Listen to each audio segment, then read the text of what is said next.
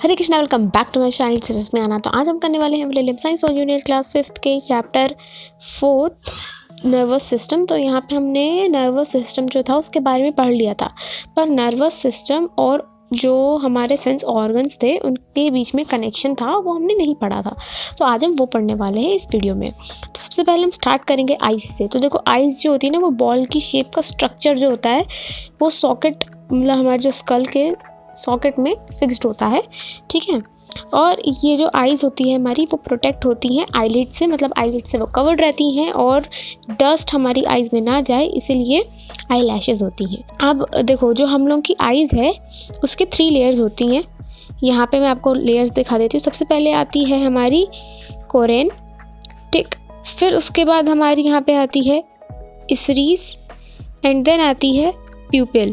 तो ये, और उसके बाद आती है रेटिना। तो देखो, जो ये है मेन 3 तो यही है कि इधर जो हमारी आइज़ को जो है कैसे दिखती है इमेजेस, कोई इमेज है वो सीधी रहती है, ठीक। और हमारी आइज़ में वो जाके उल्टी उसकी इमेज बनती है, पर हमारा जो ब्रेन है उसको वो सीधा दिखता है, ठीक है।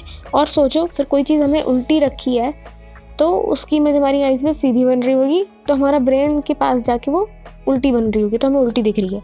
तो ये हो गई हमारी आइज़। मोस्ट इम्पॉर्टेंट और एक और बात है कि जो ब्रेन के पास कैसे पहुंच रहा है मैसेज, ब्रेन के पास पहुंचेगा मैसेज। हमने क्या पढ़ा था पिछली वीडियो में कि नर्व जो है वो मैसेजेस को ट्रांसपोर्ट करती हैं, ठीक है। तो यहाँ पे कौन सी नर्व है जो मैसेज ट्रांसपोर्ट कर रही है? ऑप्टिक नर्व, ठीक है। वो जो है वो ब्रेन के पास मैसेज ट्रांसपोर्ट कर रही है। तो यहाँ पे वही बताया हुआ है ऑप्टिक नर्व के बारे में, और यहाँ पे बताया हुआ है कि कैसे हमें अपसाइड डाउन करके जो इमेज है वो दिखती है। नेक्स्ट हम यहाँ पे देखते हैं ईयर। तो देखो, कोई भी आपका नाम बोल रहा है तो आपको कैसे सुनाई देता है? हमें सुनाई देती है, हमें कोई भी आवाज़ हो, सिर्फ हमारा नाम ही नहीं, कोई भी आवाज़ हो वो हमें सुनाई देती है हमारे ईयर्स से, ठीक।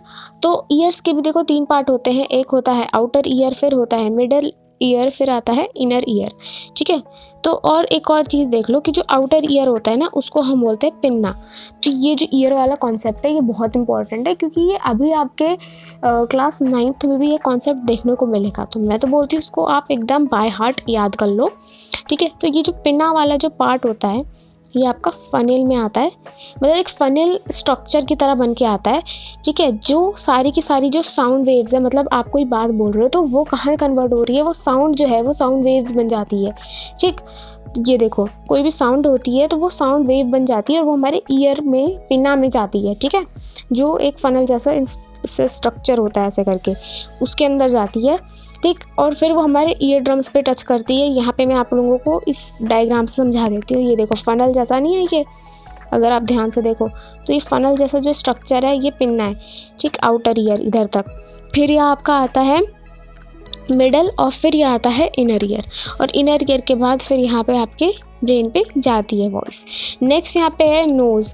तो हम लोग जो ब्रीथ करते हैं, स्मेल करते हैं, वो एक स्पेशल लव से करते हैं जो हमारी नोज़ में प्रेजेंट होती है, ठीक है। इवन डिफरेंट जो है हमारे पोर्स होते हैं नोज़ में, नर्व्स होती है जो आइडेंटिफाई करती है कि ये डिफरेंट स्मेल है, ये डिफरेंट स्मेल है। नेक्स्ट यहाँ पे देखते हैं टंग। तो देखो, टंग जो है हमें टेस्ट करने में हेल्प करता है, ठीक। ये भी डिस्ट्रीब्यूटेड है। टेस्ट कितने प्रकार के होते हैं? एक होता है हमारा यहाँ पे बिटर हो गया, ठीक, सॉर हो गया। बिटर, पहले बिटर हो गया, फिर सॉर हो गया। बिटर का मतलब कड़वा, सॉर का मतलब कि खट्टा, ठीक। सॉल्टी में जो नमकीन, और स्वीट हो गया हमारा मीठा। तो स्वीट हमारे यहाँ पे आप देख सकते हो, क्योंकि हमारे डिफरेंट टेस्ट बर्ड्स होते हैं। टेस्ट बर्ड से हमें टेस्ट पता चलता है, और टेस्ट बर्ड्स भी जो होते हैं वो डिफरेंट होते हैं। कैसे डिफरेंट होते हैं यहाँ पे तो हमें देखने को मिल ही रहा है, ठीक।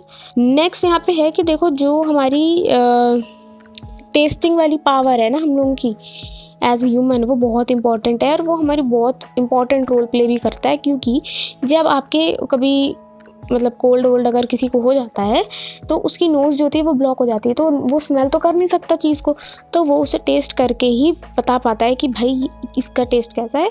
तो हमारे जितने भी जो सेंस ऑर्गन्स है एक दूसरे से बहुत इंटरकनेक्टेड है। नेक्स्ट यहाँ पे देखते हैं स्किन। तो देखो, स्किन जो होता है ये हमारी बॉडी का आउटर कवरिंग होता है जो हमारी बॉडी को कवर करता है, ठीक। ये जो होता है ना, इवन हमें हेल्प करता है डिटेक्ट करने को सेंसेशंस को, मतलब कि कोई वाइब्रेशन हो रही, कोई चीज़ को हम टच करते हैं, हीट को, पेन को, प्रेशर को, तो ये सब चीज़ों को फील करने की प्रोवाइड करता है हमें सेंसेशंस बेसिकली, ठीक। और इवन जो स्किन है वो हमारे अंदर से, हमारे स्किन पे पोर्स होते हैं टाइनी टाइनी, तो उसमें से जो भी बैड वेस्ट होता है, जो गलत गंदा वेस्ट होता है, वो पसीने के थ्रू निकाल देता है। ठीक, यहाँ पे कुछ डूज एंड डोंट्स बताए गए हैं। तो जैसे डूज में है कि हमें अपनी आइज़ को रेगुलरली वॉश करते रहना चाहिए स्टडी करते वक्त, टीवी देखते वक्त।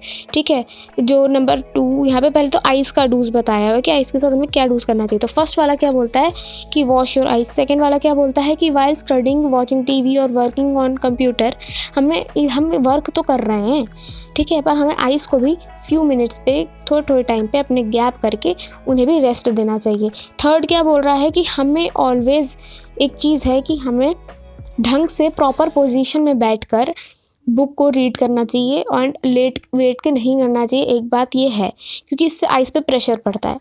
नेक्स्ट यहाँ पे डोंट, मतलब कि क्या चीज़ नहीं करनी चाहिए, तो हमें अपनी आइज़ को रब नहीं करना चाहिए गंदे हाथों से।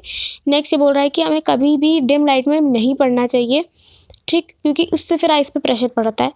हमें कभी भी, देखो मैंने बोला ना कि जब भी जैसे हमें लेट के नहीं पढ़ना चाहिए और हमें मूविंग व्हीकल में भी नहीं पढ़ना चाहिए, उसमें आइज़ पे प्रेशर पड़ता है। और जब आइज़ पे प्रेशर पड़ता है ना, तो देखो आइज़ वीक हो जाती है। ठीक, हमें टीवी कंप्यूटर लॉन्ग टाइम के लिए नहीं देखना चाहिए, आइज़ वीक हो जाती है। नेक्स्ट ये बोल रहा है ईयर्स। तो देखो ईयर जो है उसको हमें रेगुलरली क्लीन रखना चाहिए, ठीक है। नेक्स्ट हमें कंसल्ट करना चाहिए डॉक्टर, अगर कान में दर्द हो रही है तो उसे डॉक्टर के पास जाना चाहिए, ठीक है। इसमें नहीं लग जाना कि जब 2 दिन में ठीक हो जाएगा, हमें ऐसा नहीं सोचना चाहिए। नेक्स्ट यहाँ पे है कि डू नॉट लाइक, हम कई बच्चे होते हैं पेंसिल, हेयर पेन अपने कान में लगा रहे हैं गंदगी निकालने के लिए, ऐसा नहीं करना चाहिए क्योंकि ये बहुत रिस्की होता है, कान के अंदर जा सकती हैं ये चीज़ें, ठीक। अवॉइड करनी चाहिए लाउड म्यूज़िक सुनने के लिए, क्योंकि फिर आपकी हियरिंग पावर कमज़ोर हो जाती है और ईयर्स पे भी फिर हेड ईयर एक होता है और दिक्कतें होती हैं, ठीक। रेगुलरली, अब नोज़ की बात आती है, तो regularly we should clean our nose still, ठीक है, बाय ब्लोइंग, मतलब नाक में उंगली करके नहीं नोज़ को साफ़ करना चाहिए, उसको ब्लो करके हमें रेगुलरली उसे क्लीन करना चाहिए, ठीक है। ये देखो नाक में उंगली डिगिंग नहीं करनी चाहिए। नेक्स्ट है कि हमें हमें माउथ से ब्रीथ करना अवॉइड करना चाहिए। ये क्यों? क्योंकि जब हम माउथ से ब्रीथ करते हैं तो हम बहुत सारी बैक्टीरिया मुंह के थ्रू ले लेते हैं, पर जब हम नोज़ से ब्रीथ करते हैं तो नोज़ के अंदर हेयर होते हैं, वो क्या करते हैं, गंदगी को रोक लेते हैं, ठीक। नेक्स्ट यहाँ पे है टंग। तो हमें जो टंग को भी क्लीन करना चाहिए, टीथ उलूंग करके छोड़ देते हैं, पर हमें टंग को भी क्लीन करना चाहिए टंग क्लीनर से। और हमें अवॉइड करना चाहिए कि हम बहुत ज़्यादा हॉट चीज़ ले रहे हैं या बहुत ज़्यादा कोल्ड या बहुत ज़्यादा स्पाइसी, हमें ये अवॉइड करना चाहिए। नेक्स्ट यहाँ पे है स्किन के साथ क्या है कि हमें अपनी जो स्किन है उसको रेगुलरली बाथ लेते रहना चाहिए, क्लीन रखना चाहिए, ठीक। हमें अपनी स्किन को मॉइस्चराइज रखना चाहिए और ड्राइनेस अवॉइड करनी चाहिए। यहाँ पे है कि हमें क्लीन क्लोथ भी पहनने चाहिए, बिकॉज फिर आपके रैशेज होने के भी चांसेस होते हैं। नेक्स्ट ये बोल रहा है कि do not wear clothes used by other, हमें दूसरों के यूज्ड हुए क्लोथ्स नहीं पहनने चाहिए, क्योंकि कई बार दूसरे के बैक्टीरिया ट्रांसफ़र हो जाते हैं। Next, do not use cosmetic containing strong chemicals.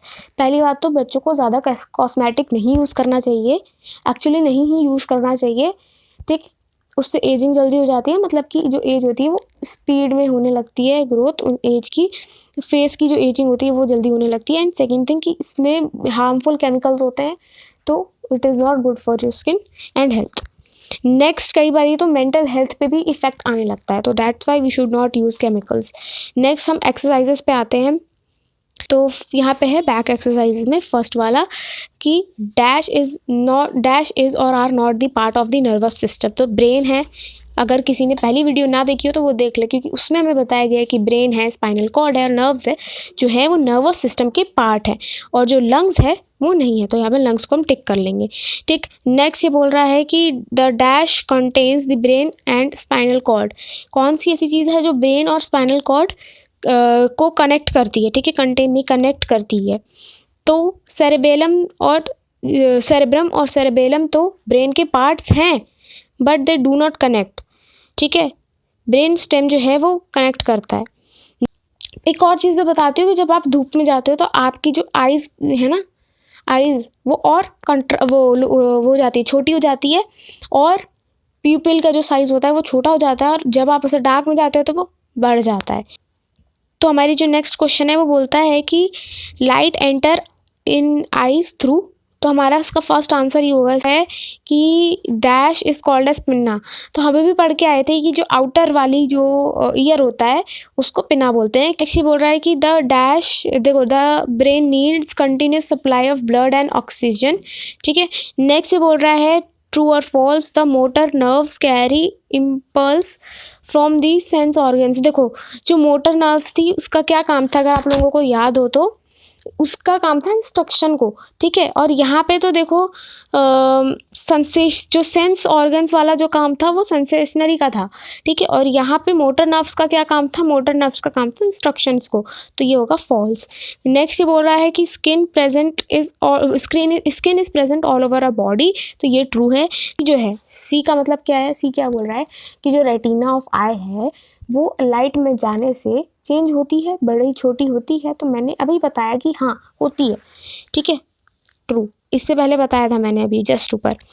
Next ये बोल रहा है कि smallest part of the brain is called a cerebellum. तो ऐसा नहीं है, बल्कि जो लार्जेस्ट पार्ट है हमारे ब्रेन का उसको सेरेब्रम बोलते हैं, ना कि सेरेबेलम बोलते हैं। We can keep our skin healthy using strong chemicals. No, not at all. Actually strong chemicals कितने हार्मफुल होते हैं ये अभी बताया था मैंने, तो यहाँ पे फॉल्स होगा। ठीक, नेक्स्ट ये आ गए हम फिल इन दी ब्लैंक्स पे। The brain stem control dash and dash. देखो, ब्रेन स्टेम वो इनवॉलेंट्री मूवमेंट्स लेता था, है ना, तो ब्रीदिंग और हार्ट बीट यहाँ पे आ जाएगा। नेक्स्ट ये बोल रहा है डैश नर्व्स कॉज दी मूवमेंट। देखो, मूवमेंट जो है सही में मोटर वर्क का होता है, मोटर नर्व्स का होता है। तो देखो, एक चीज़ बना सकते हो कि एम फॉर मोटर नर्व्स और यहाँ पे एम फॉर मूवमेंट आ जाएगा। नेक्स्ट ये बोल रहा है कि the part of the brain which can balance your body and coordinate your movements. देखो, अगर एक चीज़ हमने पढ़ी थी कि अगर हमारी जो बॉडी में, अगर किसी ह्यूमन की बॉडी में सेरेबेलम जो होता है वो बल्ब लाइक स्ट्रक्चर होता है, और वो अगर ना हो तो बॉडी जल्की से हो जाती है, तो सेरेबेलम होगा। ठीक है, नेक्स्ट ये बोल रहा है कि the system of bone present in dash help us to to travel the sound wave. देखो, अभी हम पढ़ के आए थे कि जो साउंड वेव होती है वो हमारी पिन्ना की हेल्प से हेल्प करती है अंदर ट्रैवल करने के लिए। ठीक है, नेक्स्ट यहाँ पे बोला हुआ है कि reflex action control by spinal cord.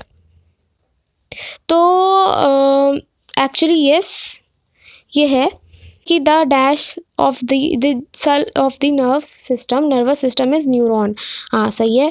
Next, the largest part of the brain is cerebrum. ठीक है, सेरेब्रम होगा। नेक्स्ट यहाँ पे है कि system like structure is brain stem. ठीक है, stem like structure in brain is, तो ब्रेन स्टेम ही होगा। ठीक, नेक्स्ट बोल रहा है कि ऑटोमेटिक एक्शन को हम बोलते हैं रिफ्लेक्स एक्शन। ठीक है, नेक्स्ट ये बोल रहा है coloured ring in the eyes. तो ये यहाँ पे आपको मिल जाएगा, कलर्ड रिंग जो थी आपकी वो थी आईरीज जो थी वो आपकी कलर्ड रिंग थी। हमारा चैप्टर है वो खत्म हो गया है। मिलते हैं नेक्स्ट वीडियो में। Till then take care and bye bye. Thanks for watching. Hare Krishna.